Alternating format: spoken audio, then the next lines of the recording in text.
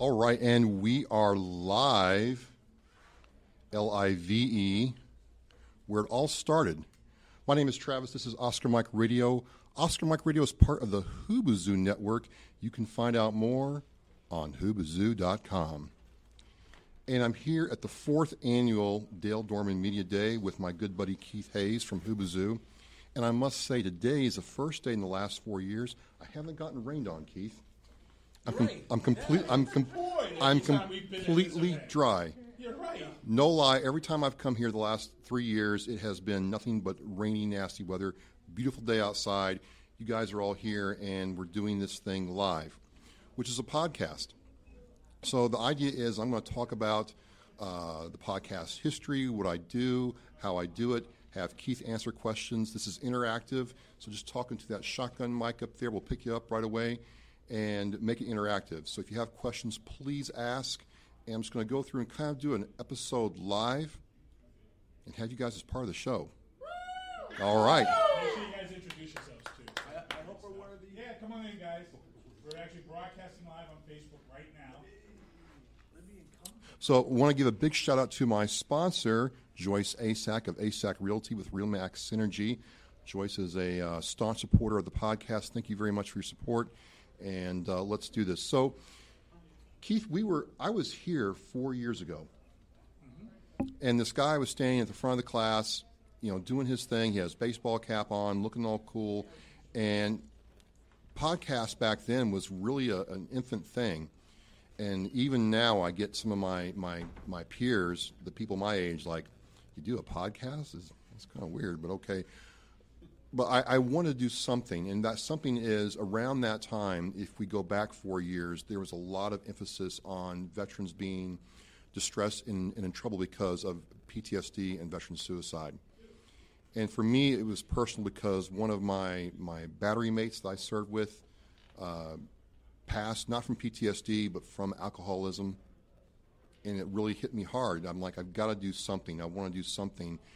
And I thought about a blog, I thought about this, I thought about that. I had gone to a radio station in this area, and they said, yeah, we'll let you come on the radio. Yeah.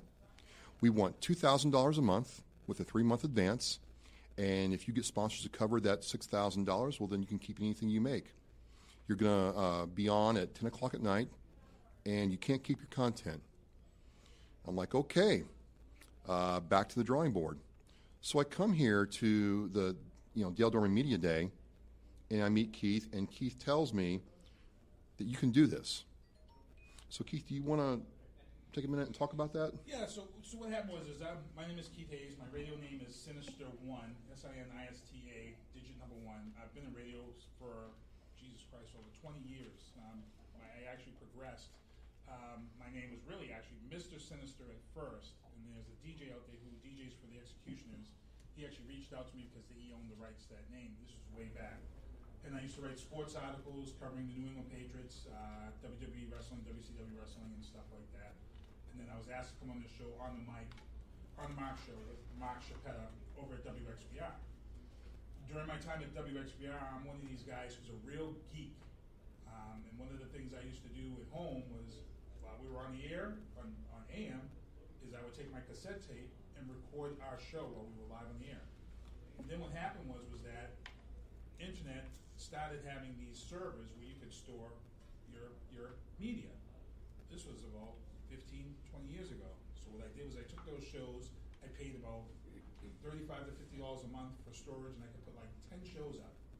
So I put 10 shows on a server, and we did this website through Web TV, and we would let people go to our shows and listen to our shows. At that time, we went to a lot of people and was told that nobody ever wants to listen to a radio show online. It's never going to happen. But we did it. We were doing 10 shows, and fast forward now, podcasting has become a big thing. I actually reached out to several newspapers to do internet radio shows because we had this internet radio station that nobody was listening to. We had 500 listeners and crashed our network.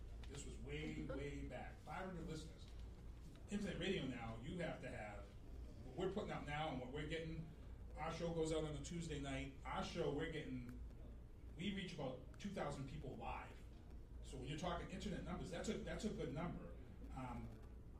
What's happened now is this has progressed into something where podcasting is something that you can create, and which I'm getting to is with him, is you can create, you can actually make money at this. You can actually build your brand. And the reason why I'm saying that this is happening now is because of the freedom of podcasting.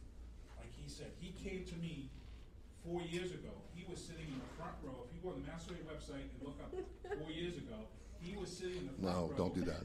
In a suit. And he came up to me and he asked me, and I said, yeah, we'll coach you, we'll help you, and we'll help you get what you're doing. I think at that time he just had a computer. So now this guy here, Travis, and I hate using this, but it's the best way to say it.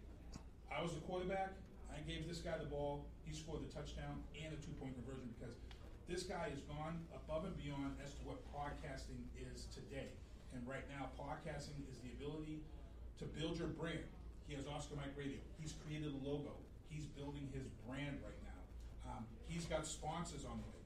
He's getting interviews with some great people on his show just by simply putting together a template that I told him. I says, hey, you can get interviews for your show. That's the first thing when people podcast. They say, how am I going to get people on my show? Look, I got Sting on my show. I had Seth Rollins from the WWE on our show before Seth Rollins was even in the Shield.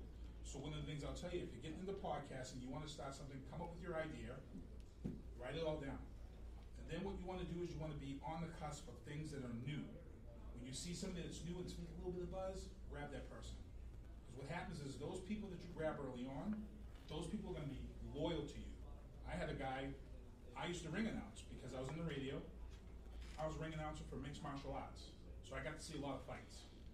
One weekend, I was the ring announcer for John Jones's first professional bout. John Jones is now the biggest UFC star in the history of MMA. And I was the ring announcer for his. If you go on YouTube and look at John Jones' first fight, you see people picking on me and saying I'm the Suge Knight of mixed martial arts. That night, there was a kid named Nick Newell. Nick Newell is a kid who was born with a disability.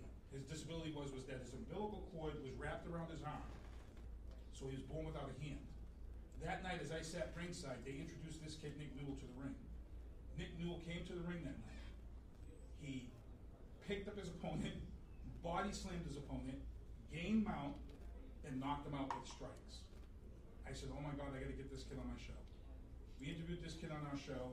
Everybody said, why are you interviewing him? He just has one win. I said, I don't know, I feel it. This kid ended up becoming one of the biggest MMA stars in MMA. Nick Newell, you look him up. They're about to make a movie about him. I had him on our show first. When I call him, the kid comes on our show, no matter what. That's what I'm saying about loyalty. Joe Lozon. We had Joe Lozon on our show. When he went to Hawaii and trained, he ends up having one of the biggest upsets in the UFC. Joe Lozon. So if you're doing podcasting, looking for interviews, that's a way to start. Pick up those type of people. Sponsors, when we started, it was tough to get sponsors because nobody really wanted to. This guy here, they're going to start coming to you. It's the ability to bring podcasting and bring in monetary value. You can do it. And that's why you're seeing this big explosion of podcasting. You've got people selling out the Wilbur Theater right now for podcast shows. I never thought that I would do it. Joe Rogan is the #2 podcaster right now. Joe Rogan. The #1 podcaster right now is Trevor Noah. And then I was telling him, I finally listened to the Ron Burgundy podcast, which is like a train wreck. But just keep going back to listen to it because it's just something that's original and it's crazy. Whoever thought you could take a movie and make this hit podcast? The reason why podcasting is so big and so huge right now and why commercial radio is so scared of it is because you can now take everything that you've been paying to listen to through XM or Sirius or what you've been listening in your car. You now don't even need to listen to it. You can have your phone, you can have your podcast that you subscribe to. But now, when you used to call a show or a radio show and you wanted to have that voice and you didn't have that voice, podcasting gives you a voice. And it's given this guy, Travis Pounding, a voice. And the reason why I knew he was going to have a voice is when he came to me 4 years ago and asked me, I said, what is your voice? And he said to me, I'm a veteran. He was in the Marines. And he said that, he's had guys that suffer from PTSD. And he said to me, there's nothing in radio that covers that need. And I said, you know what? He's right. But podcasting will give you that, what you want. If you create it and build it, they'll come. And in 4 years, you can see this guy. And I can tell you right now, I'm proud of this guy because this guy is has gone above and beyond what we've done as a show. He's got a setup. He's got his boom mic here. He's completely mobile, and I can tell you right now, his computer's less than $1,000, and he's pieced it together. So it's something that if you wanted to do it, it's economical. You can do it, and then he's going to people's houses and doing shows for interviews. So I'm really proud, and I'm going to let him go on about this because it's something that, like I said, 4 years ago when we were here and we were talking podcasting, it was kind of like it's not now. Podcasting is a serious threat. Can I go back just a bit? Yeah. Sure, absolutely. Introduce yourself and let people know who you are and what industry you're from. I'm Bob Walker. I'm the Vice President of Programming for Hall Radio. We have 20 stations along the East Coast all the way down to Florida. FM and AM radio stations. Bob, thank you very much. You said something interesting. You were talking about how he was able to take his brand to this digital workspace. How did you know you had a brand? I mean, there's a lot of people who come to me with ideas. And, you know, as the first point, I don't know whether they're just someone with an idea or someone who's going to be a brand. So the brand is, Oscar Mike in military speak, is on the move.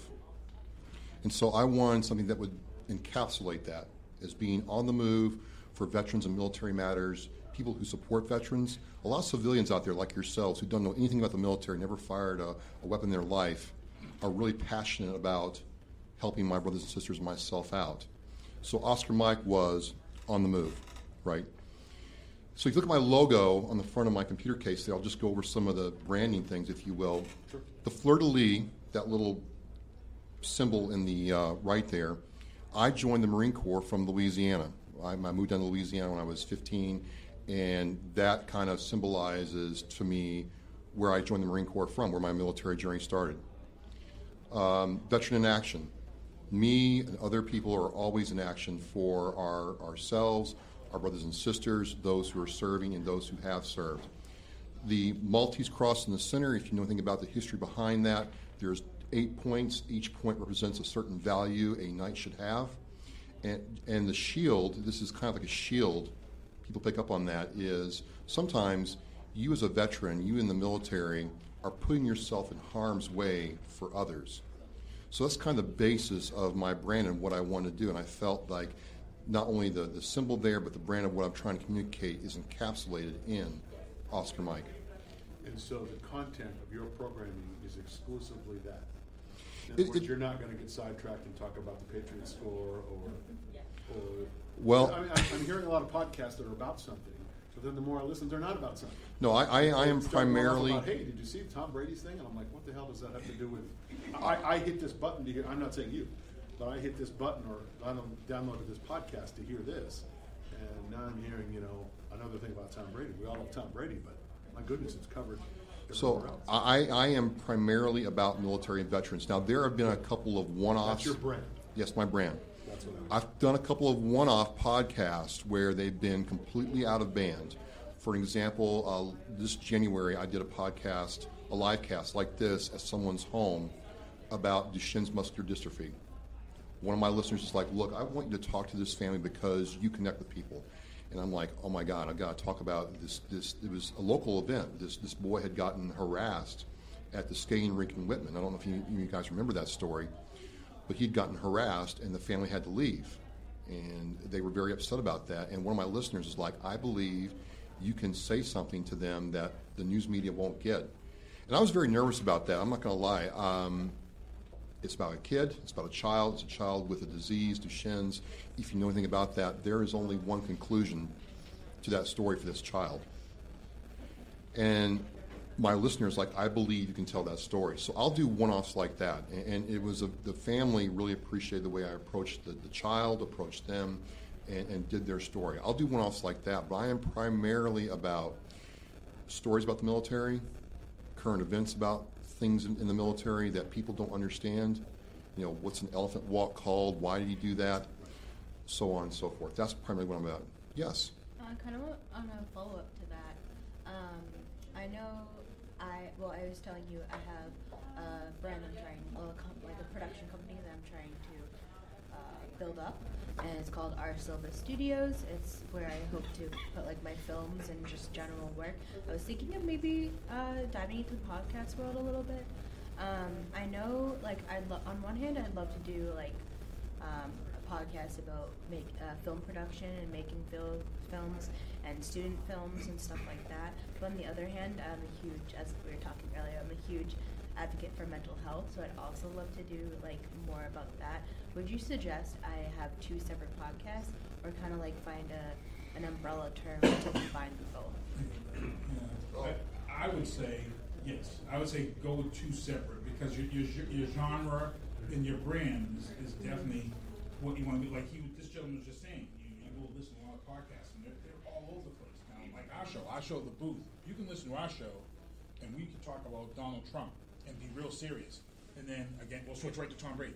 But our show, The Booth, that's our brand. When you go to our site and see our show, The Booth, the description of our show is, imagine going to a bar and sitting beside 3 guys, and their conversations all over the place. That's our brand. But like you said, if you're going to be into podcasting, and you're going to create your show and create your brand and sell it and bring in sponsors, you definitely want to stay focused on what you want your brand to be and what you're going to focus on. That's why you see a lot of these celebrities now, they have 2, 3, 4 different podcasts. Why? Because they're hitting on all different genres. Right. And you can almost get different sponsors and different like maybe interviews with each separate. Because I can get like film directors hypothetically in one realm, and then mental health. So you would have 2 separate podcasts, because you're going to try to get those people on that show for the film stuff. You wouldn't put them on the show for the mental health. Right. So you would definitely want to have those definitely separated.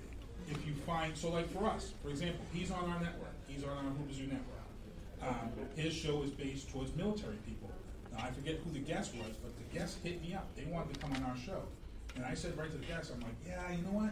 I'm going to put you on it. And they were like, no, we really want to be on your show. And I'm like, no. I said, our show is a certain way, but you're going to get more out of this guy's show. This guy is reaching out to veterans. This is a guy that he had Mistress Carrie on his show. And for those who know Mistress Carrie, she's from AAF. And she's a big fan of this guy's show. This is a guy, like I said, this guy was sitting right here 4 years ago. 4 years ago, he was sitting right there, and he's already had Mistress Carrie on his show from AAF 2 times. And she's got a link to his site. So again, that's his brand.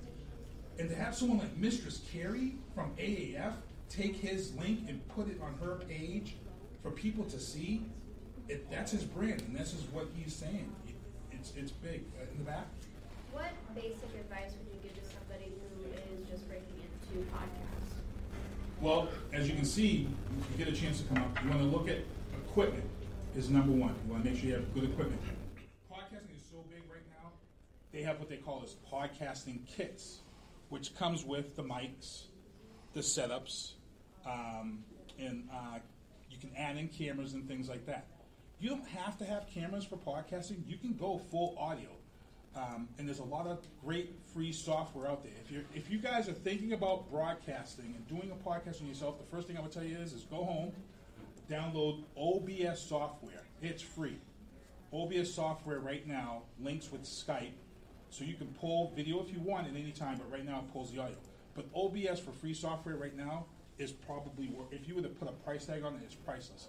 Because what it does is it takes a stream key, which every Facebook or any type of social media has a stream key. And what it does is it takes that stream key and it broadcasts out. So right now, like our show, The Booth, is on Tuesday nights. Our show goes out over Facebook Live and now Twitter Live through the OBS software. It's real simple. It's real easy to use. That would be the first thing I would tell you to do is get that down pat. Once you get that down pat, like this gentleman said, you have to take your idea, brand it, and know what you want for a brand. Just write it down. Just take it. And then one of the things I tell people is do you plan on getting, like, interviewing people on your show? Sure. Yeah. Put together a wish list of who you feel you want to be on your show. I've had people on our show that I never would have thought that I would have ever interviewed. I interviewed Brian Bosworth, a football player, and made him cry on our show. If you were to tell me that I was going to make Brian Bosworth cry, I would tell you you're out of your minds. And the only reason why these things happen is that be real to yourself and ask the right questions and build your wish list. I think what happened was Brian Bosworth was doing a movie with Sting, the wrestler Sting, called Redemption Road. I had Bosworth on our show, and I asked him, and I says, why'd you do this movie? Because at that time, this was a religious movie. It was a religious production company. And nobody ever asked us about him. He was on Fox. They asked him about the movie. They asked him about all this crazy, stupid stuff. I asked him, why did he do this religious movie? You know what ends up happening? He starts crying and tells us that he was doing a press circuit tour. He was broke. And his manager said, you got to do this movie. And he didn't want to do the movie. He hated the fact that he was doing this movie. But he was down south in the Bible Belt, and he went to some type of revival thing where they showed the movie. And then when they saw the movie, the people came up to him, and someone told him that he needed to be saved. And he realized at that moment he needed to be saved. Because at that time, Brian Boswell was doing drugs. He was an abuser. And he broke down on our show, and he just started crying. And right then and there, I was like, man, I love this business because that's what you want. And like I said, get your 5 people, and you can go that route. But again, build your brand, come up with your idea, write it down. And with podcasting, like we said, podcasting, no idea is crazy as long as you put it out there the right way. So, just to follow up to that, a lot of people get all focused on equipment and subscribers and downloads. I tell people, look, 5,000 years ago, we were in a cave with a fire and some, charcoal from the wood, and people were writing stories and telling them. Aesop's fables from when we were kids have survived hundreds of years. So you got to have what you're going to talk about, but make sure you can work on connecting. That's what I had to work on. The equipment will come later because you'll go into a store and once they figure out what your budget is, if your budget's $5,000, you'll walk out of there spending $5,000. Focus on connection before you get all worried about equipment and downloads. The rest will follow. And don't quit. Yeah, don't give up. Yeah, like I said, I've had many times where you say, why am I doing this? Why am I here? And then out of the blue, I had a guy one time, we were doing our show, and I reached a down point with our show.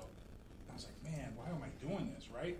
And then I got an email from a guy who was stationed on a freaking submarine in the Antarctica. He was a freaking U.S. naval officer who was from Boston. And he said to us, sent us an email, he says, man, I love your show because of this. And I was like, wow.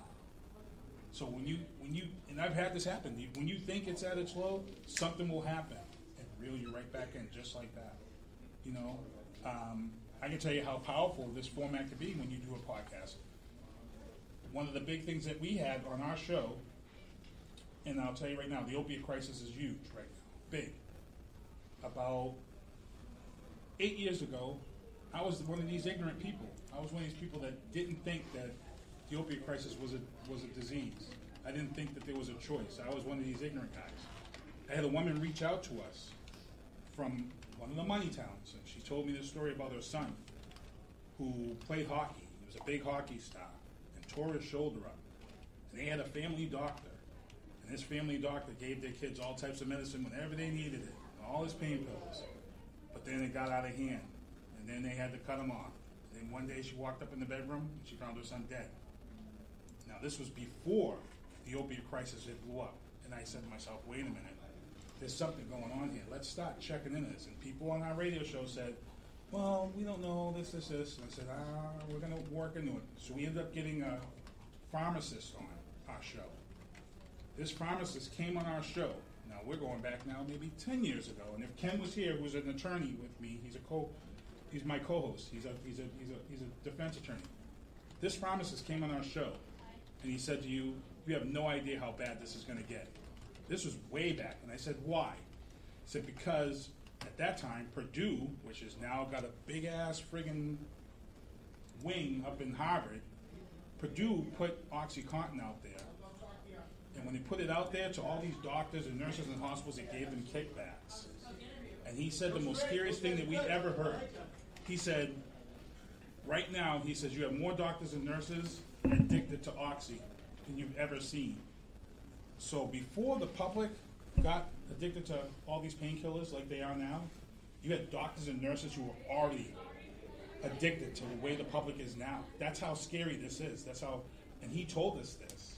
And that's the type of stuff. If you look into it and you think something's a good story or whatever, you can grab on it. These are the type of things that you're going to know ahead of time.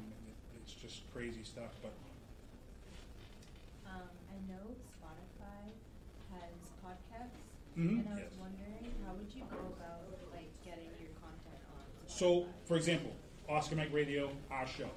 So once you get your show set up as a podcast, it's what they call as an RSS feed.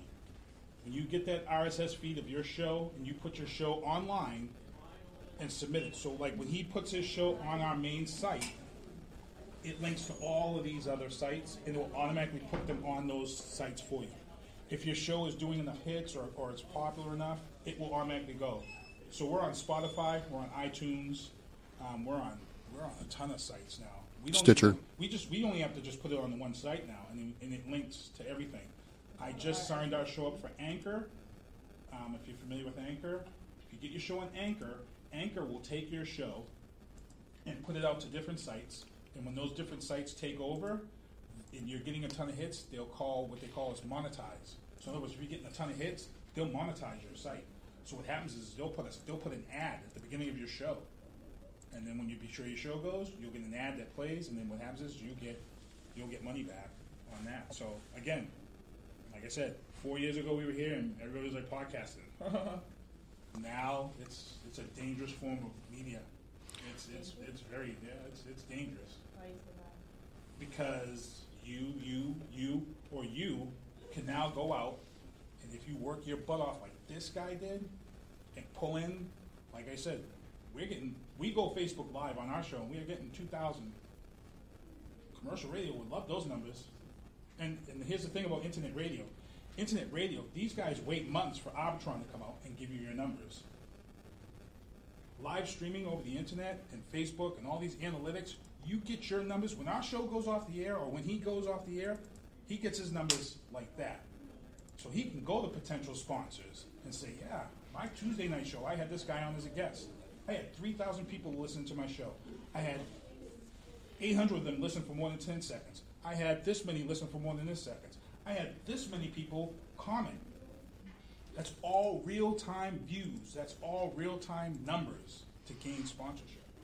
I mean, if you look at yours right now, what are we getting right now? What do we reach? Well, I had to run the analytics later, but I know, you see. so one of the things I do when I do a podcast is I'll pick a subject, or someone will approach me, and I'll get my handy-dandy Microsoft OneNote out. I do. I love it. It's one of my favorite programs besides Snagit. Don't know if anybody's ever heard of it. Yes, okay, great. We're good. And what I do is I have a program outline. I'll start off with the question of the week. A lot of people ask me questions, and I'll collect those and answer it to the best of my ability. Like, what do I think about the Air Force's new uniform? I'm like, the Air Forces, they wear uniforms? Really? I don't know. Right. And engage that way. And then I have the word section of the week. So in my OneNote, I've answered the question there, and then I start with the word section. It's a different heading, right? And I'll go over the topics that I want to talk about. Some podcasters write down word for word what they're saying.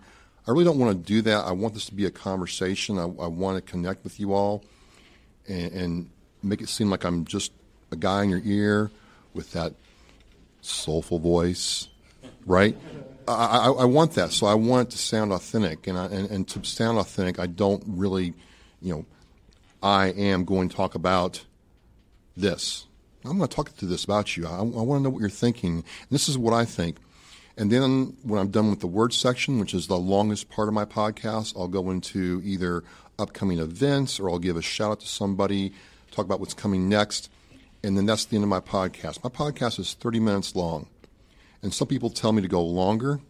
Some people want me to go an hour. Some people want me to go a lot longer.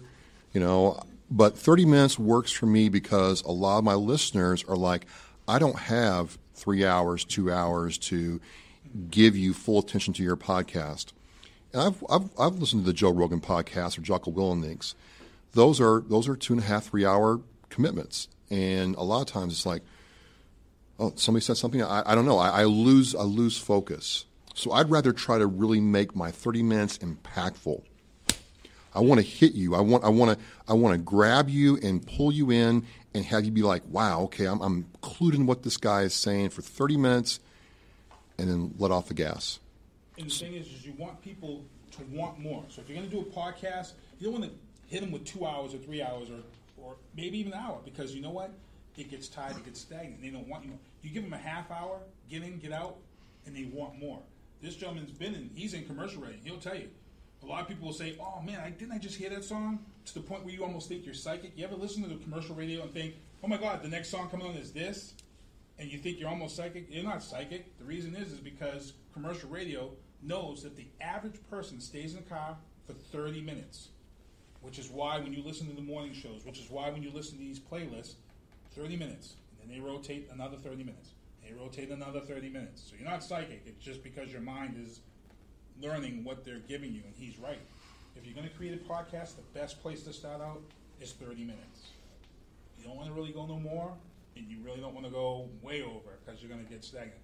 The one thing I will say about this guy, because he's military, he's real on point. When you're doing a podcast, you have to stay consistent.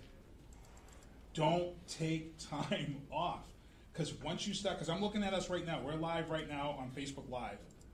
And we've got 30 people live right now that have already waved and want interactions. Again, that's how you're going to sell to your sponsors. We're live here for a school event, and we've got 30 people interacting with this show right now, wanting us to send them waves. So that's real analytics. That's real numbers. How frequently is the podcast? Weekly. Weekly. Yeah. And if you're going to do weekly, stay consistent. You have to. Because I'll tell you right now, if you have 100 listeners, and then you take 3 weeks off because you want to do whatever in the summertime, when you come back in 3 weeks, guess what happens to those 100 listeners? They're gone. They're going to find another podcast. So either hammer them and tell them to subscribe to the podcast so they get it, or you make sure they're out there every week. Because you will lose them if you don't keep them. And I have a question. Mm-hmm. So when you're doing a show, you're doing it live?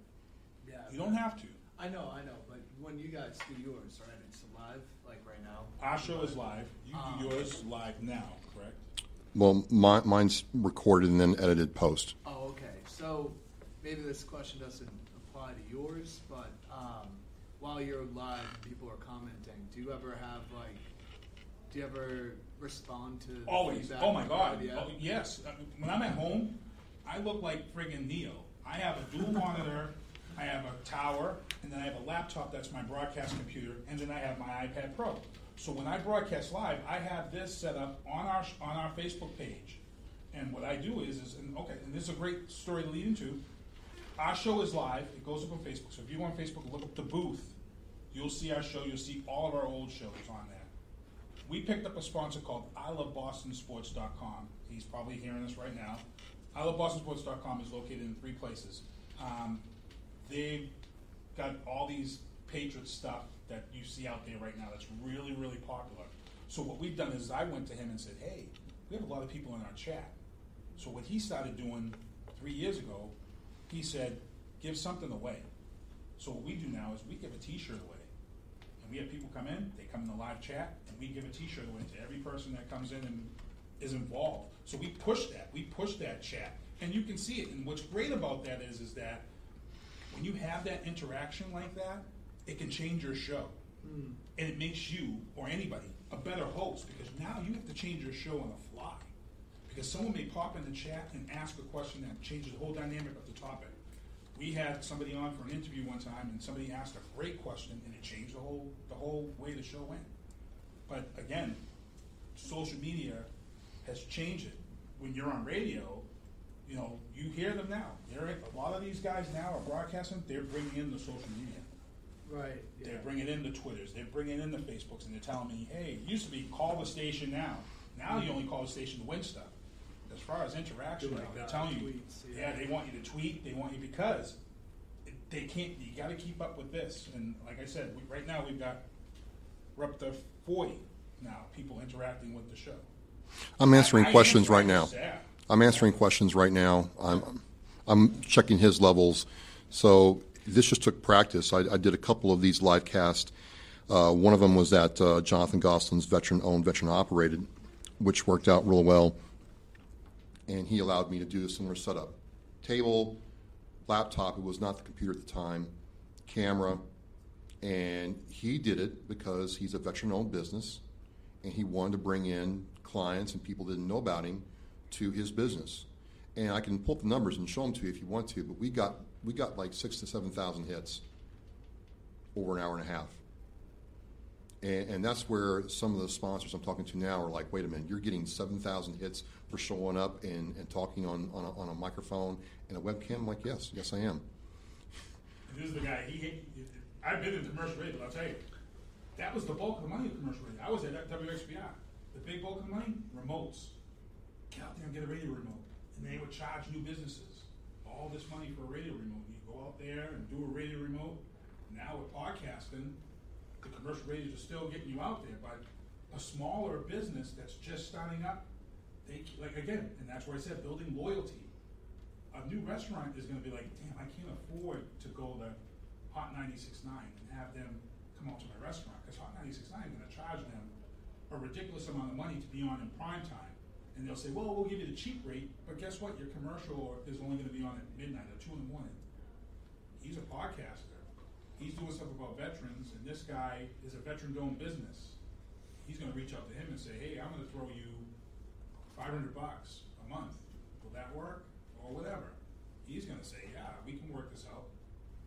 Next thing you do, if that happens, you get a contract. You get something up and get something in writing, and now you've got yourself a sponsor. But again, you know, it's there and it's feasible. And like I said, 4 years ago, everybody was kind of like, it's a threat. So yeah, I didn't really focus on sponsors. I didn't really say I want sponsors. Yeah, I wanted to get your show right. I wanted to get my stuff right. I wanted to get my equipment right. I have for my audio, I have a mixer at home for my home studio. It's a Mackie Pro FX V8 Not a big mixer, not a small mixer, not top of the line. But what it does, it connects to the PC right away.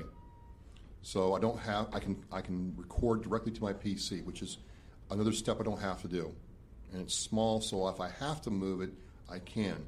For remotes, or I tell people all the time who are having sound problems, a lot of times, and I did this before in Pennsylvania when I talked to a veteran, I took my Zoom H6. It's let me see if I can not mess. Let me see if I don't mess this up. So this is a Zoom H6 handy recorder. And the cool thing about it is it's a recorder, it's a mixer. I can add up to 6 microphones, make them all sound differently. I have my shotgun and my condenser mic run into this. The point is I can take that, put it in a car, and cars sound really good. Cars sound really good to record audio in, believe it or not. The newer cars are, yes, awesome. Wow. This guy is bringing it. I love it. Show that again. I want to. Yeah, bring it up here. Yeah. What do you have? Oh, it's a Zoom. It's the same thing. Or I want to talk to you in a second. But the thing is, you can take something as small as this and talk to somebody. And once somebody feels like you're not just putting them on and you're not just trying to get Facebook likes, and you let the recorder run, they'll start talking to you. So I'm curious, what's your name, and tell me about your recorder. My name is David, and actually I do a radio show here at Radio Massasoit. All right. And but one thing I don't really have is interviews yet, but that was something I wanted to start doing. So I decided to, like you said, grab this. And you're right, the Zoom is perfect. Being a DJ, you know, I have like DJ mixes, and sometimes I do like events when I go out. You know, a lot of times people, they enjoy the music there and stuff, but then they want to hear, you know, the birthday speech or the wedding, whatever, and I can use my Zoom, plug it into my board, and all the sound that goes through it gets recorded into this. It's great quality. You know, but I actually really bought it so I could do, you know, interviews out and about. I like that. I DJ too, and I never thought about using the Zoom on my DJ set. It's perfect because, I mean, when you have, you know, the microphones, your wireless mics or whatever, you know, people are doing the toast to this person or whatever. Mm-hmm. You know, sometimes people don't get to record that on, like, you know, their video, their cameras and stuff. So once I'm done with whatever event it is, you know, I have it all recorded here, and it's something additional that I offer to them and say, you know, I recorded the whole of it. You know, if you'd like a copy of it, you know, I can give you a copy of it or whatever. That's nice. That's nice. That sounds a good day. No, the Zoom totally changed my product, if you will. I was recording with a Blue Yeti USB microphone, which was $50. it was good to kind of start off with and kind of cut my teeth on. There were a lot of frustrating nights trying to get it to sound good after I recorded it on Audacity. And I didn't appreciate the Zoom. I wouldn't have appreciated the Zoom if I hadn't gotten the Blue Yeti. So it wasn't a waste of time. My first, couple of podcasts were really sounding rough. About number 40 or 50, I got this, and it changed everything, and changed what I was able to do. And that's kind of how this has been. This has been a process. This has not been somebody handing me a check saying, go do it. Look, I've met guys, and I don't know how, they've gotten their wives to sign off on a home equity loan to build a podcast studio. I mean, this guy spent $32,000. Wow. Not a grand, not $500 for a recorder and a microphone, but $32,000. That's insane. You know what? But you don't have to do that. What I want to see is, for the crowd here, I want to ask people, if you were to start a podcast tomorrow, I want to hear some ideas, because I want to ask this because this is how I got him with us and helped him out. I'm going to ask you, if you were to start a podcast, what would you think you'd start a podcast about? I'd probably start things about Brockton, about the good things going on in the city, local politics. City of Champions. That's right. Yeah, I'm on Brockton Hub all the time, so, I say that all the time. There's not enough good about Brockton. No, there's not. And Brockton It's used to all have like that. WBET and then That's where I was from. WXBR, and we don't have that anymore. And a city of 100,000 people should certainly have local radio. And we push that. I know I push that all the time for our show, The Booth, and we have people come on our show, and we've talked about it, and we make jokes about Brockton, but again, you're right. It's it's a major hub. Taunton has a radio station. And there's a lot going on in Brockton right now. There's a lot of building downtown. A lot of developers are coming in. We're in an election season. Oh, it's a big election. And it's season, going to too. be a very big election rematch. season. Yeah, Yes. we got a big rematch coming up this year. We got Jimmy taking on Mr. Carpenter again. It's going to be very interesting. But Jean has entered this race, and he comes with deep pockets, so it's going to be real interesting. My ward counselor, Ann Beauregard, Ward 5, she's leaving her seat. She's going to go for city council. We got Ray Hennison, so it's a very big race. And you're right, it should be related to a daily thing. And now we're losing the enterprise. Right. It's tough. It's tough. If you gentlemen right here in the front, if you were to start a podcast, what would your idea be? What do you mean? Like if you wanted to do your own radio show, what would you pick for an idea? Like something related to music. Really? Yeah. What kind of music though? Because you could go anywhere. You could go with something like a Dr. Demento show, where you feature crazy music, or what kind of music? Indie artists? Just rock. Really? Like kind of like Rush or AC/DC or something like that. Going back to the old 80s. Yes. Bingo. So that's something that you could do, but you would have to get your own spin on it. You'd have to bring in your own idea to make it your, again, brand, so you'd be able to push it. You just couldn't come on and just play 80s music and be like, yeah, come listen to my 80s music, because you're not going to listen to it. You'd have to come up with a way to grab people, pull them in, and make them listen every week. So you could take that idea and then, like I said, try to find your interviews. 80s is great. You know why 80s is great? Because a lot of those guys are out of the mainstream media spotlight. So you could reach out to a guy like Ricky Rocket or somebody from the 80s and be like, hey, could you come on my podcast? You know what's going to happen? And I tell people, it's a 50-50 question when it comes down to interviews. Don't be afraid to ask anybody for an interview. And now, to be honest, I was in radio for a long time, and it was tough to get interviews. One of the things that social media has done, it has put you in direct contact with somebody. So you can reach out to somebody and say, hey, you want to come on my podcast? True. And it's a 50-50 question. It's either yes or it's a no. And what's going to happen is you're going to reach out to them, and the first thing you may get is, yeah, reach out to my PR person. My PR person will handle it. You know what you do? Don't write that off. Take that email down, reach out to that PR person, and then send that professional email and say, hey, I'd like to put this person on my podcast. And I'll tell you right now, if you're gonna put that out there and ask for somebody for an interview, and you're gonna email the PR person, the first thing they're gonna ask you is what network are you on and what are your numbers? Like I said, Facebook is gonna give you your numbers. It's gonna tell you you're gonna put that right in. Just create a template letter and then ask. And I'll tell you right now, 80s rock, you're gonna get those guys. Sweet. You're gonna get the Ricky Rockets. You're gonna get the Mick Marses. You're gonna get all those guys because that's not selling on commercial radio right now. True. And you'll build your brand that way. Awesome. That's awesome. Nice. One note, I cannot stress this enough. if you take nothing else out of today, never, ever underestimate the power of a handwritten thank you note. I send a handwritten thank you note to every guest after I talk to them. And it's amazing how, I'll send them an email or a text or a Twitter response, and they'll get right back to me. It's amazing. They remember that. Facebook shout out is great. Facebook like is great. A text is good. But if you take the time to get somebody's address and just say, hey, thanks for your time and how you told your story. I really appreciate it. Look forward to talking to you again. And put that in the mailbox and send it.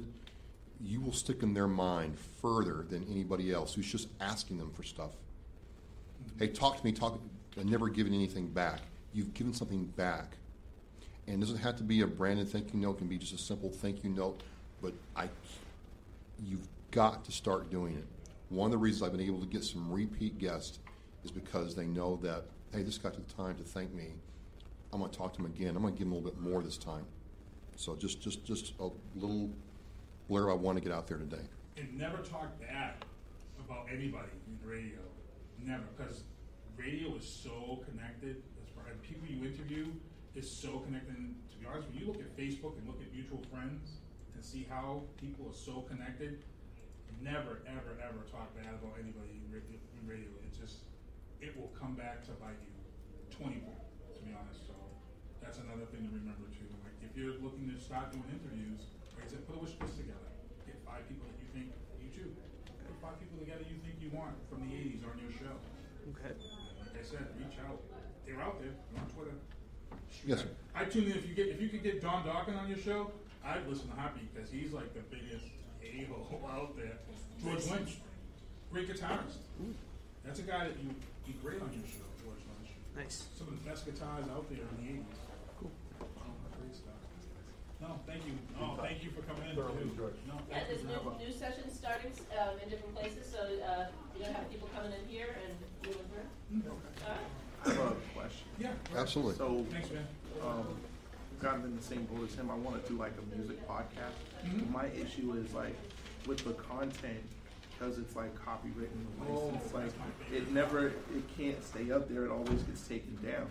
And I would like to do maybe a commercial radio, but at the same time, it's hard to break into that area. Depending on the music and stuff that For I'm doing. him, he doesn't deal with music on his show.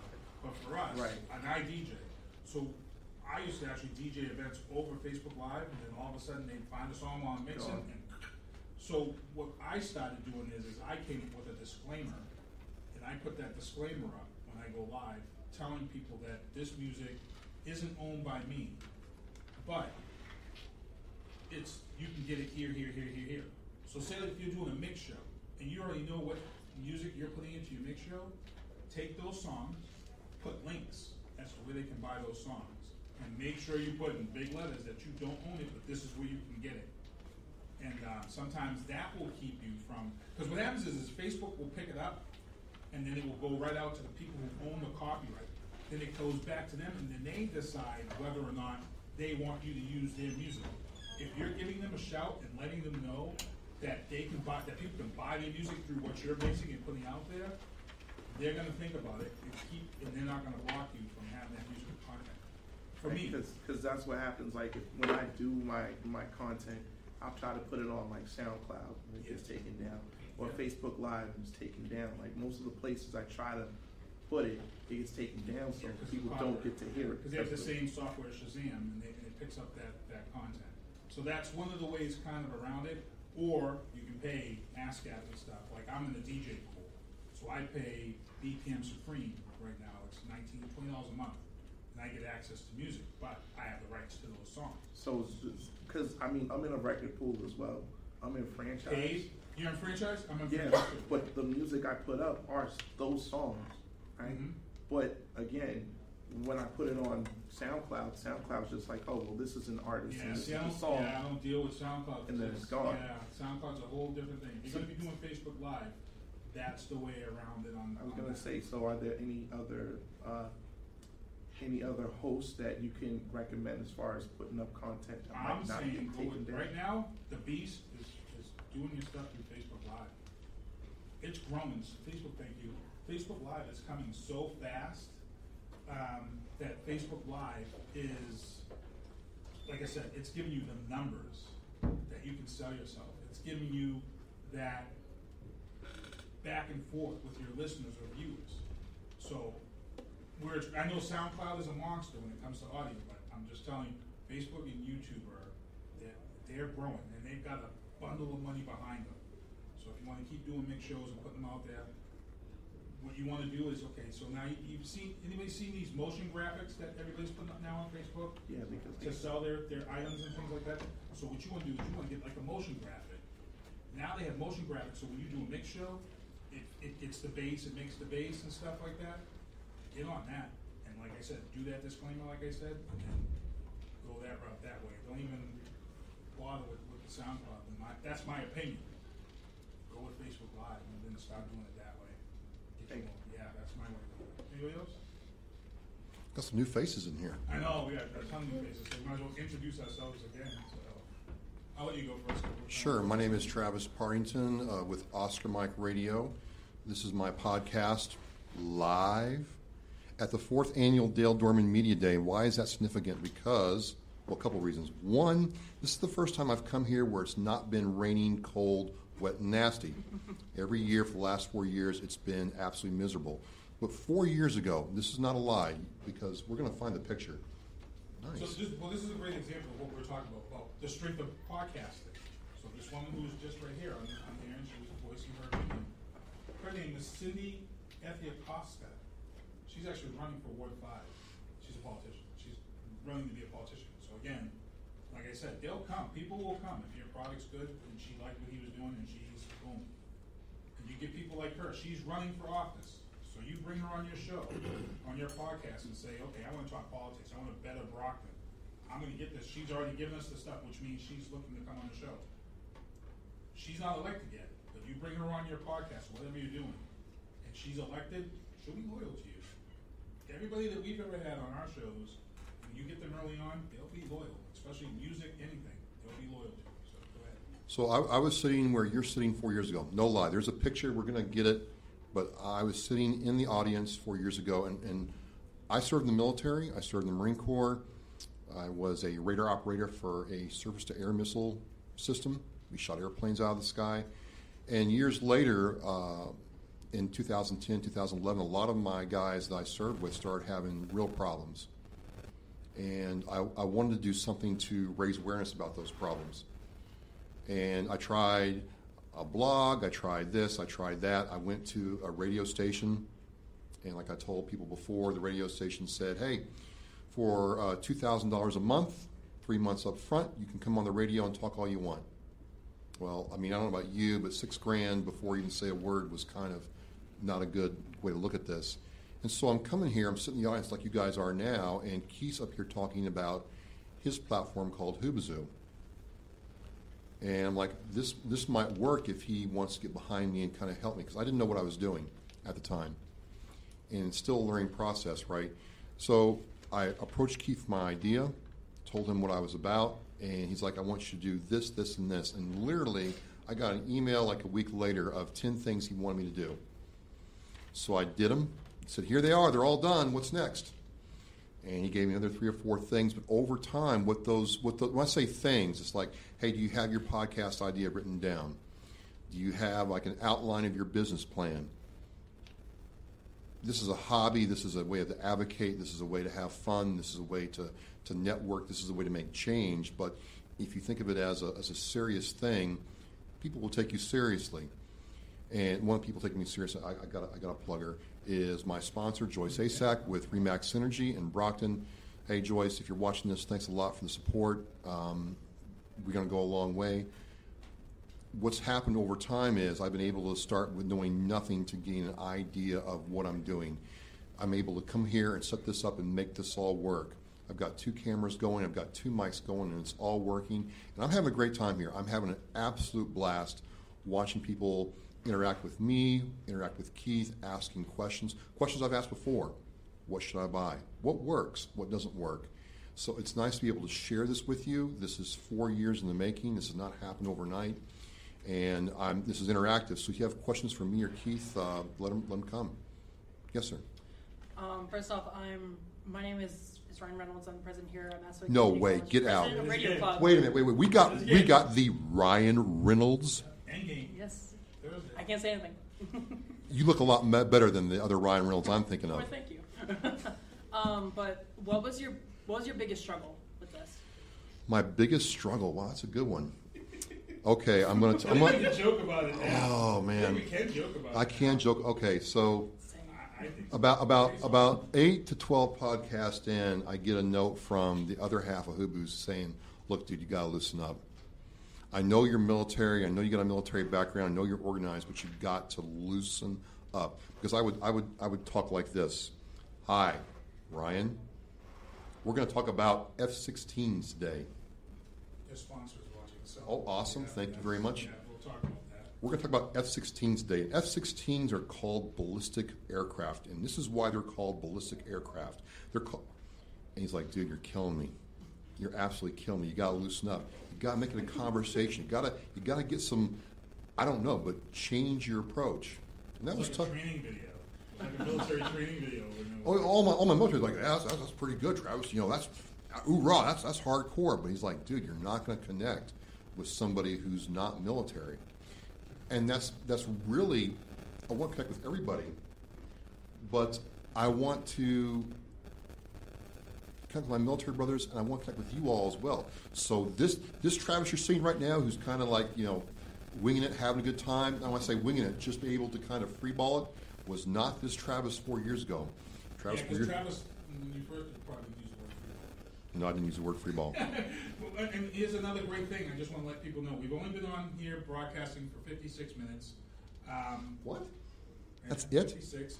Wow, I'm We've having already fun. reached 199 people. We've reached already in our podcast. He was talking about this sponsor, Joyce Asak. Joyce Asak, it's a message that he's broadcasting live. Guess what she's doing? Joyce Asak is right now live in the chat, and she says Joyce Asak is watching, and she just said, "Thank you. Of course, I'm watching. I'm great to be part of the Oscar Radio family." So again, this goes back into where podcasting is becoming a major threat to commercial radio, because again, you're getting your stuff real time. You're hitting people in the face right as you're going live, broadcasting live. You're getting those numbers. Again, he's live right now. He has his numbers of how many people he's reached. Commercial radio, they don't get those numbers until the end of the month when Arbitron sends them to them. Right here, podcasting, you're getting those numbers live. So, But being kind of relaxed, loose, and free, and really kind of conversational, getting to that point was difficult. It only came with time. Can I ask one Absolutely. question? This is actually to Keith. How about you? Struggles? What kind of struggles with podcasting? Yeah, yours. So that's kind of an unfair question for me, and I'm going to tell you why. Because I was brought in, I wrote articles for newspapers and magazines and stuff, and then a guy, Mark Chappelle, brought me onto his radio show here in Brockton for the longest time. So before I started doing podcasting, before it was even podcasting, I was in radio. So I knew what I needed to do with my voice. I knew what I needed to do to keep people engaged and bring them in. So it's kind of an unfair question. So I would have to say the best advice is coming from him, because when we did the podcasting, the real only struggle we had, and we never really overcame it, is we were so far ahead of the curve when it came to podcasting. Like I said, we were podcasting before anyone even knew what podcasting was. So for us, it was trying to sell that idea of making somebody go on the internet and listen to a radio show that they had missed. And when we started doing that, people were like, nobody's ever going to listen to a radio show that they missed. Nobody cares that they missed Hot 96.9 in the morning. Guess what? Now people do. People do go and listen to the podcasts and the shows that they missed. And what's even better is like with this whole thing that just went down with Jam 94.5. There were so many people upset at the fact that they dumped the Breakfast Club. And with Ashley, I have no problems with Ashley. You know, congratulations. Ashley is actually, it's a historic moment in Boston Radio. Why? Because it's the first time, here we are, 2019, it's the first time that they've ever had a woman hosting a morning show in the Boston area. That's truly amazing. That's crazy. You would go back and think, man, I thought this woman, nope, she wasn't the host. Nope, she was a co-host. Nope, she was a co-host. Ashley Feldman is the first female to host a Boston radio show in the morning. That's big. that's big. So hopefully, much success to her, and we'll see what happens. But that's part of the struggle. Like I said, if you come up with an idea, come up with a brand, his struggles are probably more what you're going to face because I already had a name set out there. One of the things too that I got to tell you about too, if it does take off, if you do get popular, if things happen, be prepared for doing things outside your realm. One of the things that happened to me was that I got popular, and then all of a sudden I was asked to do ring announcing for mixed martial arts. So now I'm like, oh my God, I've never done that before. Now I go to the fights, and I'm the ring announcer of the fights. I was asked to start doing football games. I actually get so busy sometimes that I said, who can I get to do my games? So this guy First down, Buccaneers. For doing football games. Well, and that was the thing. If I can just, so I'm sitting there. It's August. Didn't have anything going on. He's like, "Hey, can you fill in for me doing this football game?" I'm like, "You've got to be out of your mind. I've never called a football game in my entire life. Are you crazy?" He's like, "You can do it. Get suited up, get kitted up, and come here down to Bridgewater. You're doing the football game." And it's not that I wouldn't do it, but I had to be willing to get out of my comfort zone because I'm used to sitting at my mic and doing my thing and football games live with. And so to his point, if you're open to different experiences and saying yes, crazy stuff happens. I'm doing the football game and I'm told, hey, tell those kids over there that throwing the trash is not a good idea. And I'm like, your attention please. Children, trash goes in the trash can. The crowd loved it. And I just had fun doing it. And I learned so much by being able to do stuff like that. And those kinds of opportunities are out there if you're willing to be open to them. Here's another funny story about that too. And a lot of people don't know this, but now I can say this. So I did these football games. One of the games I did was the first matchup in semi-pro football was the gentleman who was killed by Aaron Hernandez. For me being a radio guy and paying attention, there were a lot of things said by people that day when they presented his jersey, Olden Lloyd's jersey, to his fiancée at that time. And I paid attention and listened. And one of the things that I heard when people were talking about this whole thing, and I have friends who were in radio, that I had heard back then that Aaron Hernandez was gay. I couldn't tell who I heard it from. I couldn't say who I heard it from because in radio you always want to protect your source. But I used to tell people, he's gay. That's why he committed the murder he committed. Everybody said, no, it was this. I'm like, I'm just letting you know. He's gay. How do you know? I can't tell you. There's another reason why I found out is because of other things. But when it came out that he was gay, my inbox was flooded because people were like, wow, how did you know that? I can't tell you, but that's the type of stuff. Pay attention. Pay attention to all the things around you. Pay attention to what's being said. Can I actually get a raise of hands in room? How many of you are in high school? Oh, Jesus. What? I was about to say. Get out. All you all in high school? Put those hands together. Put your hands back up. I just want to say that. Which high school? Yeah. Southeastern. Oh, Southeastern. Oh, wow. Southeastern. Southeastern. Hey, Norfolk Ag, you okay? Watch it. So, why are you all here? Someone tell me why you guys are here today. We're on a field trip. You're on a field trip. Yeah, our shop. I graduated from Southeastern in '84. I took diesel repair. So what? So somebody tell me. It doesn't have to be you, or it can be you. Introduce yourself and tell me. What do you guys think about all this today? My name is Paige Parma, and I really love the campus, and I love what I've seen so far. So are you all part of like a radio class, or? Oh, they have that there now? Yeah. Really? See, they didn't have that when we were there. So like, Video Performing Arts is like just a sous shop that has video production related stuff, photography, radio, audio related stuff. Yeah, that's what Video Performing Arts is. I cheated in high school. See, because everything that we had there when I was there was just all trade stuff. So radio, to see that they're going that route and seeing this many students, holy Christ, that's awesome. Go ahead. So when you went to Southeastern, what shop were you in, and when did you realize that wasn't for you? No, it was for me. That's my career. I went to diesel repair. I graduated at an early age. I graduated at 16 in '84. I went and started working at the MBTA in 1988 as a diesel mechanic. I I worked at MBTA for 23 years, and now I'm up at Logan Airport as a maintenance manager. So I stayed in I'm one of those guys who went to Southeastern and stayed in his field and made a career of it. So it can happen. And then radio was something that I was doing on the side, and it's just worked out. Yes. Oh, we also do our own podcast at We Southeastern. just finished doing Yeah, our own that was Holy podcast. crap. Whoa, Southeastern's whoa, doing whoa. Oh, we gotta write this down. Because I'm an alumni. Like I said, I graduated from Southeastern. They're holding that on us. So I'm They're at holding the that on show. us. It's on the support. He taught us how to use a smaller soundboard kind of type thing, and we recorded like 30 minutes to like 45 minutes like sections. Are you guys putting your podcast out over the air? Yeah, it's on right now? iTunes. Yeah. Yeah. It is on iTunes? Yeah. Yeah. What's the name of it? Hot dogs. Hot dogs? Hot Talk? Yeah. Oh, hot talk, hot talk. Hot dog. Got it. Remember that. I won't forget that. Wow. Epic fail. So we got a lot of people in the chat who are friends of mine that also graduated. So Dennis Donahue, he's in the chat. He Also, graduated on the from- school website, there's a link.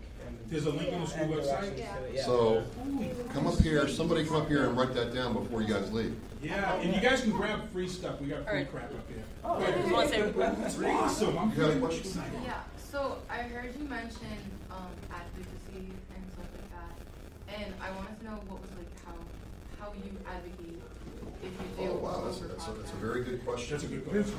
That's a great question. So, I feel I advocate in a couple ways. Yeah, come in here. There are. Come on in, don't be Yeah, come in, shy. come in. Let's welcome some Radio Massasoit Oh, students. students coming in. And again, guys, we're live. We're live We're right actually now. live. They're live though. As we heard. They're live though. They're live though. So for those who are watching on Facebook Live, we've got guys from Radio Massasoit that just joined us, and like I said, that big batch of students you guys are from Southeastern Regional, which is funny because I am a Southeastern Regional alumni. 1984. Oh my God, my reunion is actually this year. Oh, wow. So to answer her question, I'm sorry, what was your name? My name's Elliot. Elliot? Okay. So I advocate with this podcast, I believe, in two ways. There are a lot of people, a lot of civilians like yourself out there who do good things for veterans or really help out veterans. Whether it's building a wheelchair ramp for a veteran, whether it's doing spaghetti dinners for vets at the VA. My Marine Corps League just donated fishing poles to the vets at the Brockton VA so they could use them. And I feel compelled to tell that story. And a lot of people are not looking for Facebook likes or social media engagement, but if you take the time out of your day to support one of my brothers and sisters, I want to tell your story. I want to find out how and why you did that. That's something actually that a lot of people don't do, believe it or not. So, especially if you're a civilian, I want to find out why. And then the aspect of veteran suicide and PTSD and other problems vets face at the VA and other places, I raise awareness about those issues. There's a feeling out there that veteran suicide isn't really a big problem. And my podcast dropping tonight is about an artist named Scott Lobato, who is out of Staten Island, New York. I interviewed him last week outside, so it was challenging in that way. But he created an exhibit. Go to Oscar Mike Radio Facebook page to find out more. And he made an exhibit about 22 vets a day.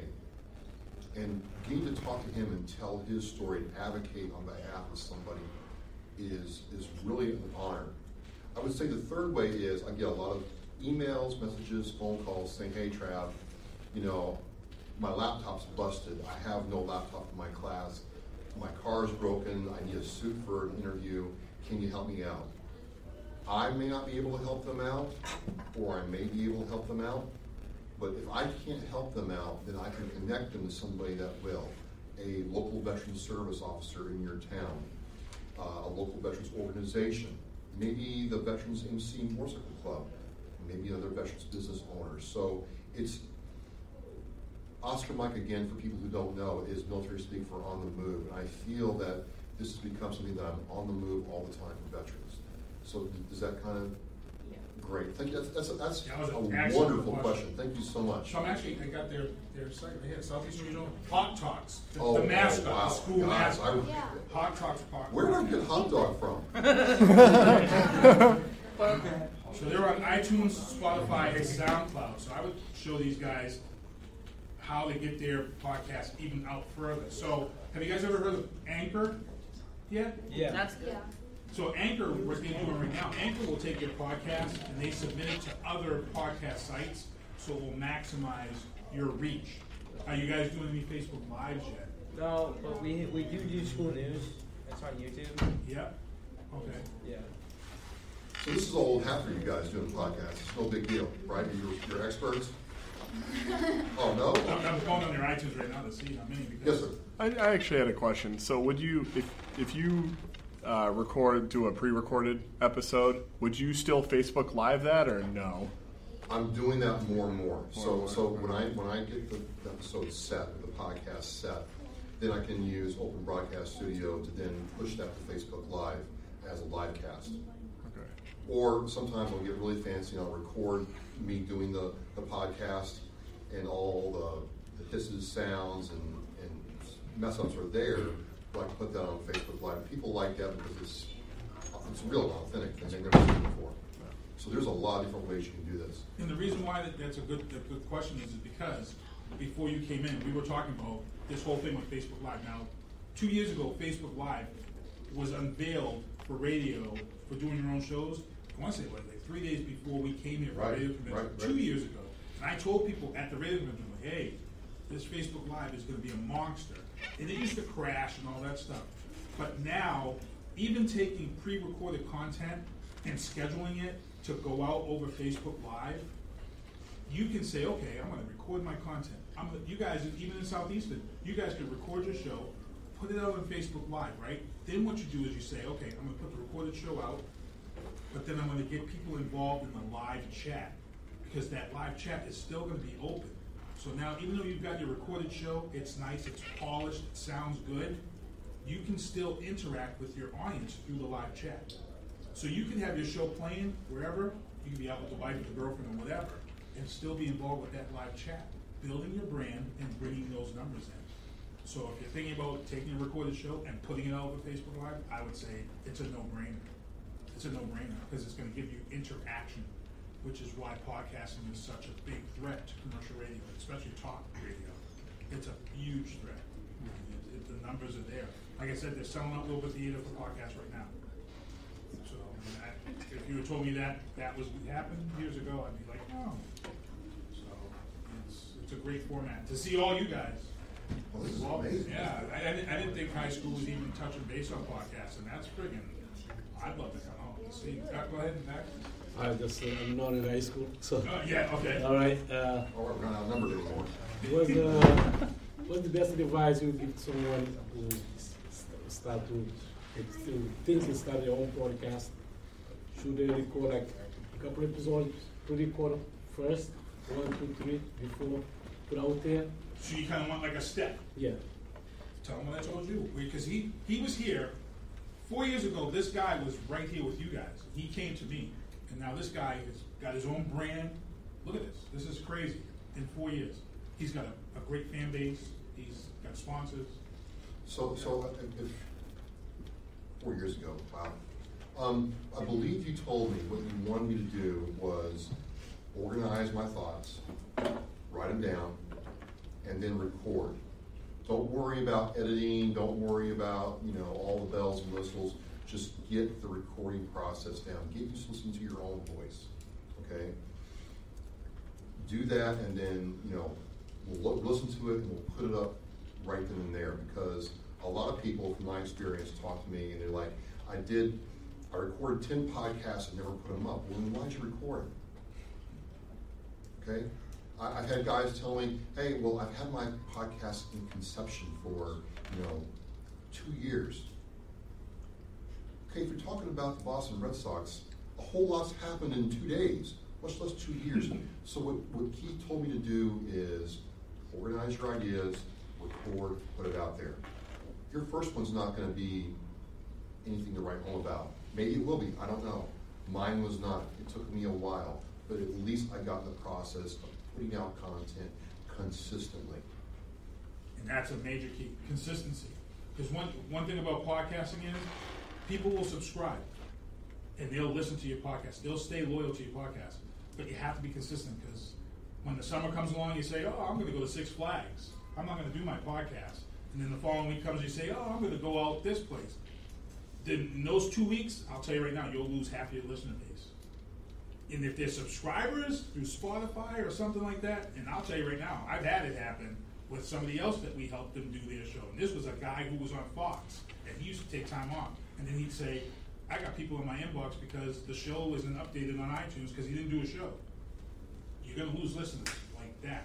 So for you guys who are starting out at that high school level, I wish I had that, because you guys could build a serious brand together. Come up, you guys got a melting pot of ideas that you guys could put together and get interviews. And I can tell you right now, being in high school and doing interviews with people will come to you because you're young. You represent what buys, what the market is. College kids too. You guys represent who pays money for whatever. I would say right now, like for you guys right now who are doing, you guys are still in school, right? You guys are in until June. All right, so like the Hot 96, the Jammin' 94.5 concert is coming up, right?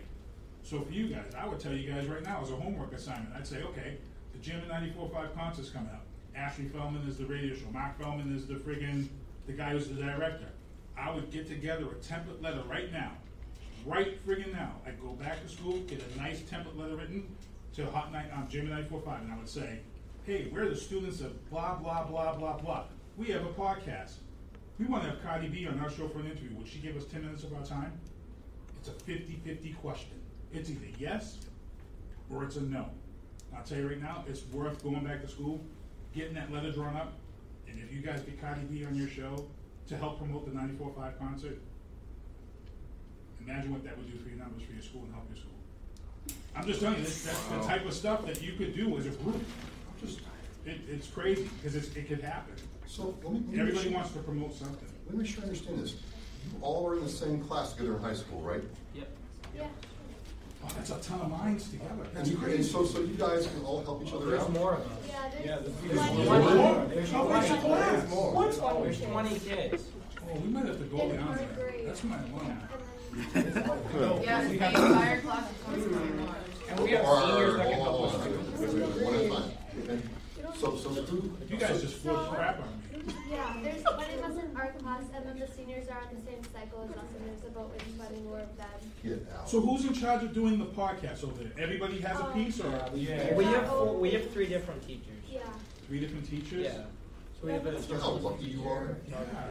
You guys do your own promotion? Do you guys have a Facebook page and everything all set for you? There's a Facebook, there's a Twitter, there's a YouTube, there's Instagram.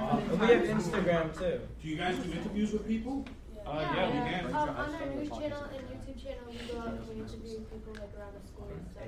No, I mean like celebrities and stuff. Like, do you guys ever do celebrities? So that's what I'm going to tell you. And even these guys, the college guys here too. Like I'm telling you right now, when it comes down to interviews and people say that, I can't get this person on our show.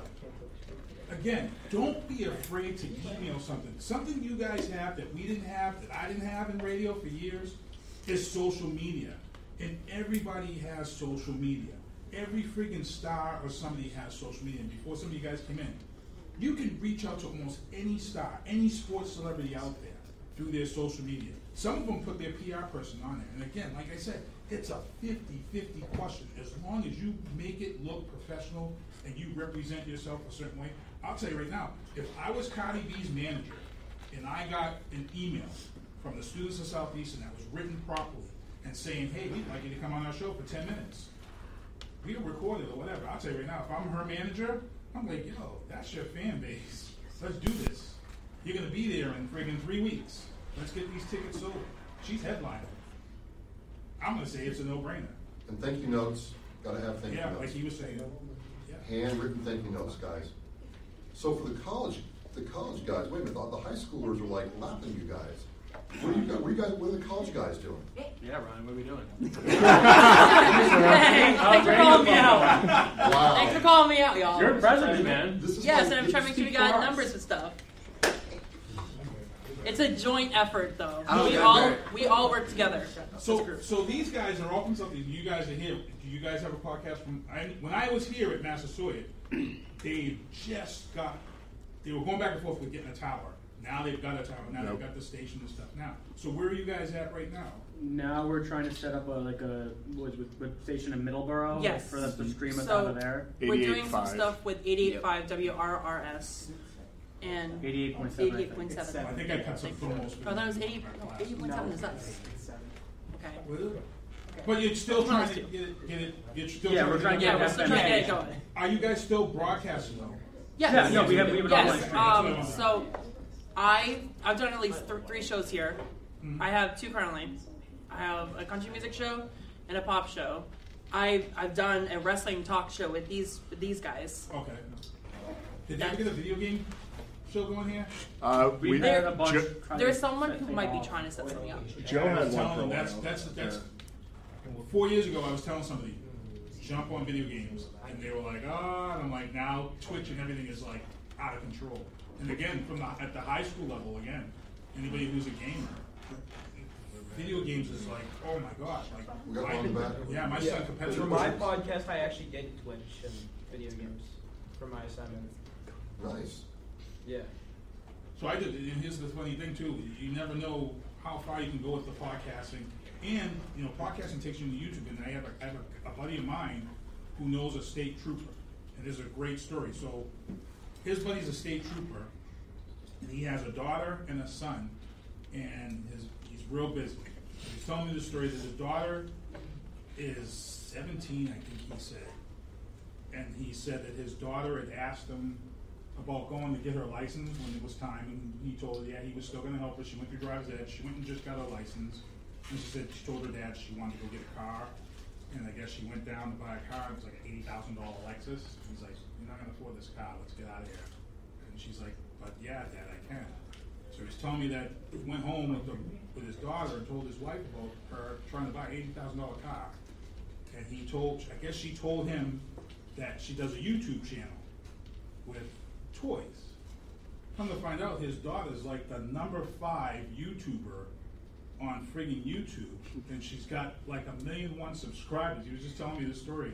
His daughter's like got all this money, and I guess he's like, I guess so. I guess she went down and bought like $80,000. He was telling me this story the other day. I forget her name. It's friggin' Kelly something, but she's like this. And it's funny because you guys are at that age where it sells. You could become instantaneous doing things the right way. I just took my stepson to see Logan Paul, I think it was. I'm like, who's this Logan Paul guy? My stepson This is a gen reaction from the room. You all can say whatever you want about Logan Paul, but from a radio perspective and stuff, I took my stepson to go see Logan Paul at the House of Blues in Boston, right? Here I am, I'm thinking, Logan Paul, he's a virtual nobody in my mind.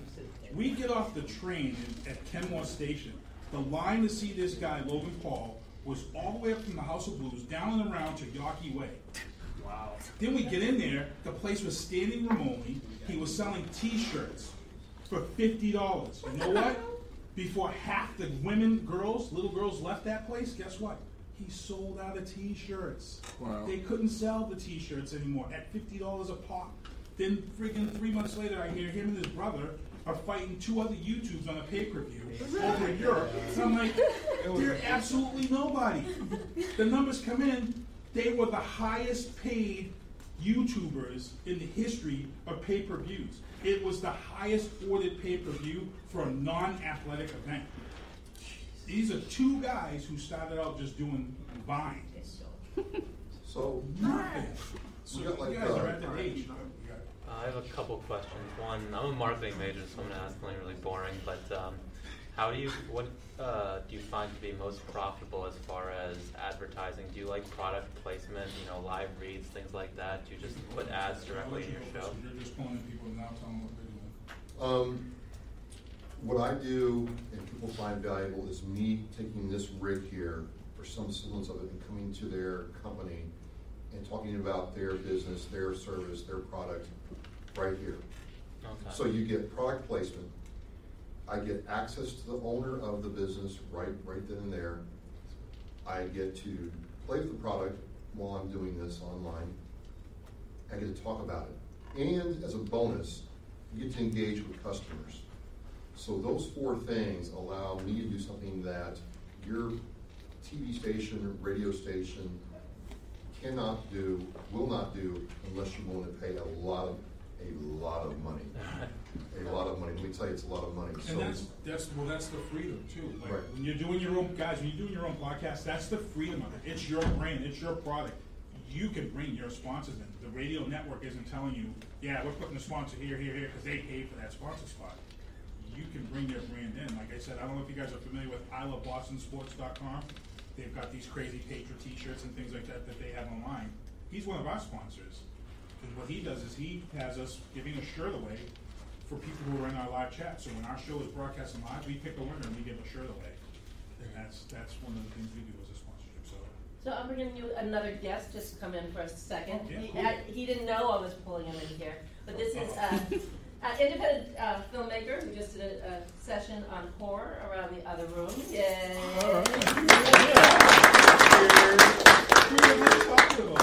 All right. Well, his name is Daniel Broom, and I thought I'd throw him right into the fire and throw him right into the podcast We for a actually wanted to see second. his little thing that he was doing. Oh, yeah. So this- We're actually broadcasting on Facebook Live right now. Oh, and we've got some students from Southeastern, and we've got students from Massasoit. And we've got a ton of questions. And when he is done, will one of you guys point him back to where he has to be next? I just talked to him after. Okay, so you can do that. All right. I Sorry, see- Dan. I see- Sorry for throwing you right into the frying pan there. I'll let you introduce yourself first before we start some questions. Hi, everybody. Daniel Broom. I'm an independent filmmaker in Massachusetts. I've made 6 short films. They're all available on Amazon Prime. 3 with the Prime account. And I just finished up my first feature film, which is also a horror film. And I have many other projects, including a theatrically distributed movie that I'm going to be director of photography on, starting next week, actually. So one of the things that comes to mind when I hear you're a filmmaker, a lot of people tell me it's too hard, it's too difficult, I can't do it. And I disagree. I think there's never been a better time in human history if you have an idea or thought to get it out there. What do you think about that?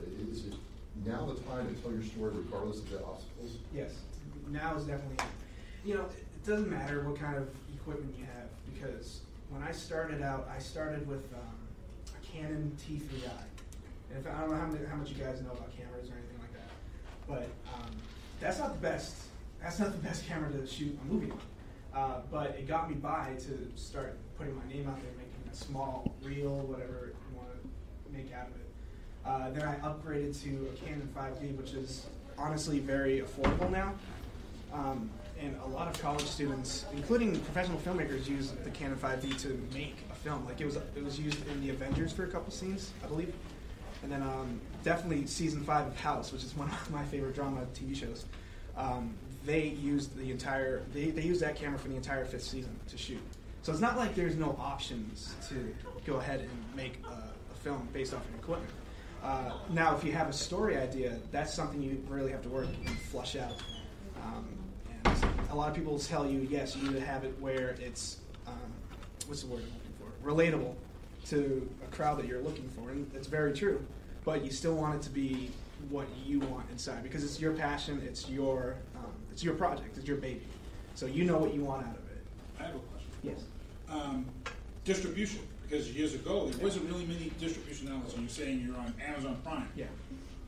What does that do for distributors now? Because you see these people, they're getting on the Amazon Prime, they're getting on Netflix. All of these streaming services are pulling in people that never got a chance in big Hollywood, and they're making money off it. So do you see a lot of filmmakers like yourself kind of going that route first now and saying that, hey, this is kind of the way to go because they're giving us that shot, they're giving us that chance, they're pulling in all these productions? Yeah, totally. That's actually, it's really good that it's happening.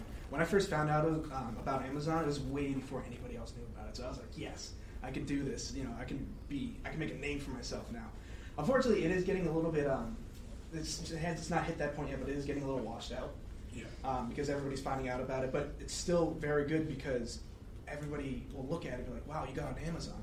And if you don't know about that, people are going to think you're already somewhat accomplished. But to get back to the main point of that, yes, it gives everybody a good outlet to be able to see your work.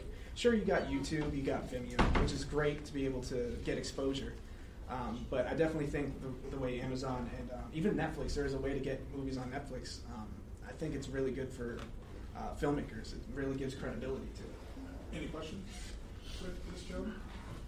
Are you just horror specific, or do you? No, it's my genre of preference. Like, I'd rather watch a horror film than a drama. But I have made dramas. They're not my favorite to make. And a couple of the films that I've had, and I only say this because I've gotten better at what I do. Like, my first films, I don't really like as much, and I always think I could do better. But a lot of what I do is based off of horror. And I was just saying this to somebody. I think it's because you can be more creative. You can make the picture look the way you want. You can tell a story the way you want. And sure, you get that cliche, why is this person going into the kitchen and calling out for the killer's name? You know, but there's other things that you can do. The black guy dies the first time, yeah, exactly, right? But yeah, I mean, that creativity, you can do whatever you want with it and still make it make sense, you know? And I think that's why I like it. Plus, I've always been, since a kid, I've been a huge paranormal fan. So I don't usually do killer or watch killer movies, but it's usually paranormal. Okay, I'm just curious, but so when it comes to like screenwriting for when you make your films, do you find people to help you screenwrite, or do you come up with all your ideas, or you look for people to help come up with ideas for you? So, yes, I don't. Well, I used to write everything myself. I would never go through the flossing process, for lack of a better term. But this last project for the feature film, I was lucky enough to be able to find people that were able to get behind me and stick with me to write this movie. I told them I had an idea, this is what I want out of it, and we collaborated. I even shot the movie with the script unfinished. We just decided let's just do it, right? And some of the scenes that one of the scenes I actually showed in the session was was a last minute scene that we thought of the last day of filming on our main location. So we ended up just going back and shooting that. And also, I want to talk to you a couple of things after, but Sure. One of them is actually related to a family member of mine, because I don't know if you might know him or not, like you've heard of him, but Yeah. Jimmy Dorman. Okay. Yeah. So I wanted to see if I can talk to you about a couple, and also since I'm secretary, I need to describe things. Sure. So, you've obviously, you've been doing this for a while, but what have been like some of the movies that you've seen that have really like inspired you and really made you want to like go for this? And really, like, what are the films that come to mind for you? I'm not like that person that's classic in any way. I feel like if any movies, there's a handful of movies. One of them is definitely The Ring. If you guys seen that was like one of the first. Yeah, that was like one of the first ones I was like, I need to rewatch this. A couple other ones, kind of more of on the campy side, is Drag Me to Hell. That one really resonated with me. I don't know why. I think it was just because it was the combination of it being funny, which I don't do comedies because I'm funny, but not on paper. And two, it has that paranormal aspect of like the curses and everything. I guess curses really do things for me. I don't know. But yeah, that would be it. Also, The Exorcist. That was like the very first one that freaked me out.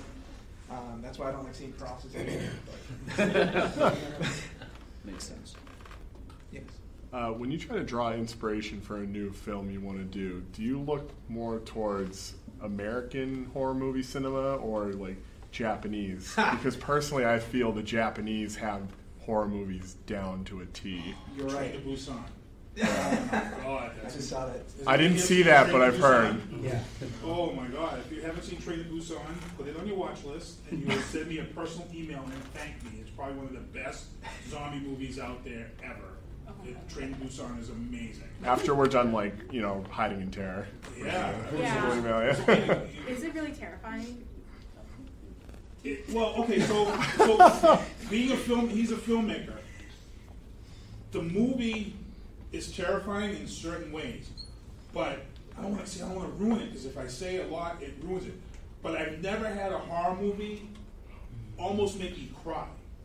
Because I want And to I'm test just my going to tell you, boyfriend. it's a horror movie, but at the end, it almost makes you. It's a damn good movie. Oh my god. Can you give me the information afterwards? Because I want to test my boyfriend. He's like, Yeah, Train to Busan. I actually had a friend of mine. She was here, and she's like, I'm gonna make you watch this movie with me. It's like my third time watching it on Netflix, and she's like, really? And I'm like, yeah. And we sat down, we watched the movie. She's like, holy Christ. She was on Facebook right after the movie. She's like, oh my god, I just saw the most amazing zombie movie ever. And to be honest, right now zombies are beating the crap out of zombies. So you don't really get to see many good thought out zombie movies. First of all, the only thing I'll leak out to you is that the zombies in Train to Busan, headshots don't work. And they run fast. And me and Travis are big guys. If you have fast running zombies that don't die with headshots, these are zombies falling off buildings and breaking legs and they're still running, yeah, that's pretty terrifying. So that's the type of zombie that's in Train to Busan. It's a sick movie. It's pretty decent. It's honestly my main character in my last feature film. He was watching that in between shots. Oh, really? Yeah, it was something else. He showed me Shaolin Soccer too. I was like, I don't know if you've seen it. Oh my gosh, Shaolin Soccer! I love that movie. Yeah. I freaking watched that movie like forever when it came out. Yeah. But yeah, to get back to your, to be honest with you, I've only just now discovered Japanese horror movies. Oh wow! Other than like, I knew The Ring was a remake, American remake. Yeah. But I totally agree. The Japanese, they have something down. Like I saw another movie where the beginning scene is like these kids go. I think they're high school kids or college. They're on a bus, and some unknown force just cuts the bus in half, and they all get cut in half too. And it's like, how do you even think of something like that? So this is actually a first because we're having an interview right now. We've got an impromptu interview. I'm gonna let Travis take over because Travis usually does military stuff. So I'm gonna see how he handles this in an interview as a filmmaker, horror guy, and I'm gonna put Travis on the spot here. I'm gonna let him go through this interview. Something out of his realm. So this is what you guys are gonna see as a class. He does this a lot to me, by the way. This is out of Travis's realm. Travis is usually talking military, usually interviewing people about military PTSD. So now I'm going to say, Travis, you're going to interview this guy. This guy's a filmmaker. This is outside his realm. Let's see how he does. Pressure's on. One of the things that comes to me from doing this podcast, I've been doing this podcast for a little over 3 years. 4 years ago today is where it really kind of got born. I am meeting more and more veterans when I start talking to them who are open to not only the idea of me recording them talking, but they'd be like, I'd like to have you tell my story. I wouldn't mind if you got a video camera and videotape me talking. And I think I know where to begin, but I don't know where to begin. I have a Sony a6000. I mean, that's what I got. I have the Zoom H6, so I figured I could get started. But what's my punch list for starting out? Because what I want to do just is I want to tell like 30 to 45 minute little mini documentaries of their life now, their life in the service, and some things in between. Well, I think you're on a good start with the Sony a6000. Really? Yeah, any camera that can shoot 1080p is good. Okay. You don't need 4K. People are going to kill me for saying that, but 4K is, it's just, unless you're watching nature, what do you need to see just zits on people's face? Not mine, that's for certain. A good lens. I'm pretty sure the Sony A7 comes with a good lens already. Yep. And you already have the zoom. I have the zoom, but it's a lesser quality than that. It only has 2 channels. I don't know how many channels that has. But it only has 2 XLR inputs. Well, so that's what I've been using for all my love films. it. I absolutely love it. So, but setting up the story, for example, this guy served in Vietnam, and now he refs hockey. He's 71 years old, and he's reffing hockey. And I'm like, well, I don't know anything about podcasts. I don't know anything about video, but I talk to you, and I want to talk to him. So how do I craft the story? I don't know what I'm doing. Yes. Well, I have made one documentary, but this was years ago. So thinking back to my education on that, you already know his story. You have to be able to take that story arc. Okay. You have to start where he came from, like how he got into the Army, if it was draft or whatever. Right. And all his experiences. You need to definitely touch on every single experience, because what I guess at the end of the day, what you're trying to tell is why he has that PTSD. And then secondly, how it affects him and how he can continue doing his day-to-day life. So what this guy wanted me to do was get on the hockey ice with him and film him on the hockey ice. Now, look, I can kind of rollerblade, but I'm like, how do I don't know how I'm going to do that. I said, tell you what I'll do. I'll get a tripod, and we'll have you skate around. He's like, no. I want you on the ice with me. I'm not sure how to sell that right now. But I'm 4 years ago, I would have never even thought to ask you this. I would have just kept my mouth shut and said, no freaking way. I can't do this. Now I'm sitting there thinking, got the camera, got the audio, can connect with people. I'll give it a shot. Is that really the step? It's just to take that first couple of steps? Yes. You definitely have to, like you just said, you have to step outside of your zone to be able to accomplish, things that you want. Because, to be honest with you, if you're going to be making a movie or, say, a documentary, you're going to have a client or somebody that's running the shots, unless it's you. And even yourself, you might want this specific shot. So you're going to have to break out of that comfort zone. And it's funny you actually say going on the ice, because in my movie, I actually have a scene shot at the, I don't want to say the name of the arena because I got in for... Ice time's expensive, that's all you got to say. Yeah. It was actually a concert arena that has a hockey. So I had to go in the stands. The only thing I couldn't get on the ice was because they actually had a hockey game playing. So, but that was something I just got right down as close as I could, right to the glass, and that's how I was able to accomplish the B-roll shots. So horror, military horror. There's a movie that it's actually I want to say it's from Norway or Dutch. It's called Red Snow, zombie movie. Yeah, I think I've heard of it. Well, they go out on this ski trip, and these Nazi zombies attack them, and it's kind of over the top and fun. How seriously do you take horror, or you should have a little bit of fun and camp into it to make it connect with the audience more? Right. What's your view on that? My view is, I think it's more about the audience, who wants to see, because everybody has their opinion on horror movies. Oh, it's cheesy. Oh, it's scary. That kind of stuff. I think middle ground does work. Like my horror movies, I try to pepper in some comedy just because you can't have a story that's completely serious. I think the best balance for me has been the Evil Dead series. The Evil Dead, yeah. I mean, Bruce Campbell is a god to me. I would change that man's SD cards if you wanted me to. I don't care what I don't care. It's a phone canister. I don't care. He's a god to me. But it strikes the right balance of being funny and campy, but oh my God, what is underneath the basement? Right. Lurking in the dark. They just told us that food is out there. We're actually at 4 o'clock already. What? It's 4 o'clock already? We got to wrap this up. So, quick questions, real quick, before we get Any questions? And thank you for coming on the Oscar Mike Radio. I guess I got a last session out there. So, for people watching, just say your name so we can get it right and what you're doing in the film that you're doing. My name is Daniel Grum, independent filmmaker. You can follow me on Instagram. It's Para Act Entertainment, kind of like Paranormal Activity, but just condense that too. And all my videos are available on Amazon Video for free if you have a Prime account.